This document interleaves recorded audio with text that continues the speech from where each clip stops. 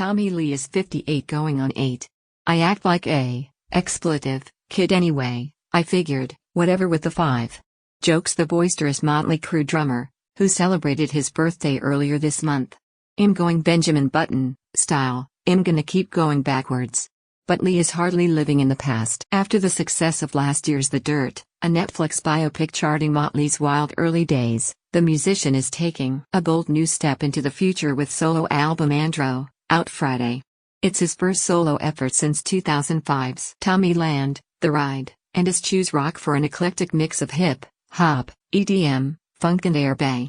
The experimental, guest, heavy record was largely written and recorded in Lee's basement studio in Calabasas, California, in the home he shares with his fourth wife, social media star Brittany Furlan. The Mötley fans, they expect this from me now. I started doing this in 2000, the cross-genre, smashing and hybrid stuff, Lee says. I either lost them then or they followed along. USA Today recently caught up with Lee over Zoom to chat about new music, sobriety and the late Eddie Van Halen. More, an unapologetic Tommy Lee takes aims at Trumpsters in scathing Twitter post The Dirt, the 5 craziest, most rock and roll moments in Netflix Mötley Crüe biopic. One of my favorite songs on the album is your cover of Prince's When You Were Mine with singer Lucas Rossi. How did that come together?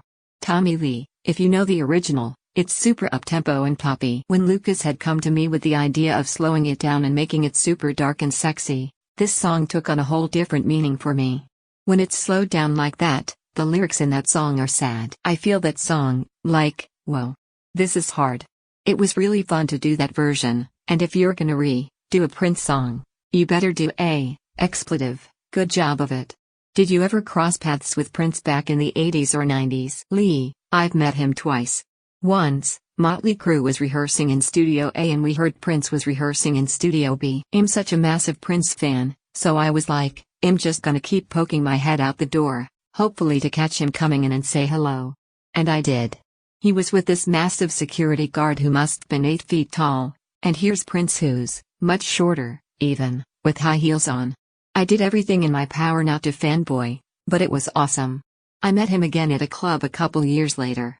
Then, the weirdest thing ever, I was engaged to his ex-wife, Maite Garcia, at some point. Talk about some weird full circle strangeness.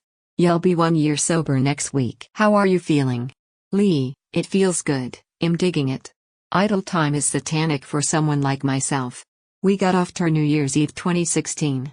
I came home and I was just, expletive, bored to death. I just fell into this crazy tunnel of boredom, literally drinking every single day from morning till night. I was drinking like 2 gallons a day and my wife was like, I've never seen anybody drink like this. You're fine and you function, but this is insane.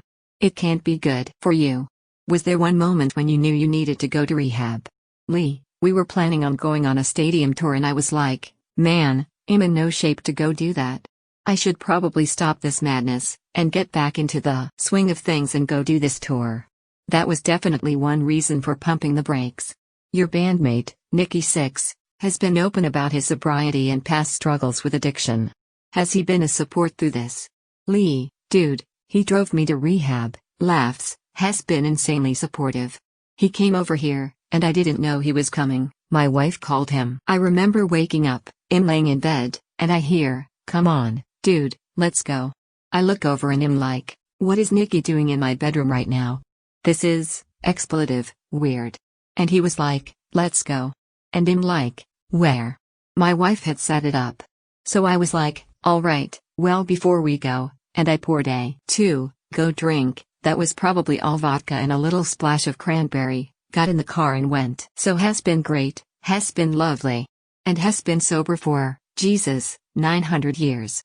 So our friendship has gotten even closer than we were before. Mötley Crüe was forced to reschedule its tour for next summer due to COVID. Have you been in touch with any of the guys about working on new music in the meantime? Lee, we haven't talked about doing any new music, although that's not to say it won't happen.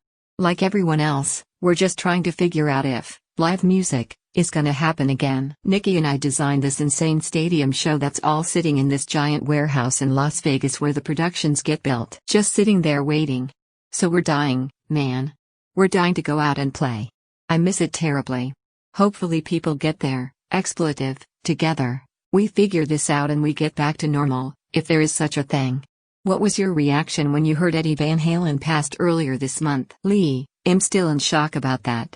3 weeks ago, I was hanging out with former Van Halen singer, Sammy Hagar, and he didn't mention anything about it. I assumed he had gotten the cancer taken out, and he was on the up and up. But man, what a sad thing. We literally lost one of the most innovative, incredible guitar players of our time. By far. Nicky said on a podcast last year that Mötley Crüe singer Vince Neil once bit Eddie. Is that true? Lee, yes, we were all on the Monsters of Rock tour, in 1984, AC/DC, Van Halen, Mötley Crüe.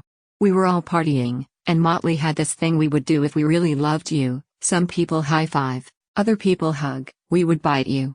Vince went over and just chomped on Eddie, and Eddie was so mad. He was like, "What the expletive is wrong with you?" He wasn't very receptive to it. I bit Malcolm Young, of AC/DC, and he hated it, too. We did that for a couple of years until we were either over it or realized it might be a little dangerous.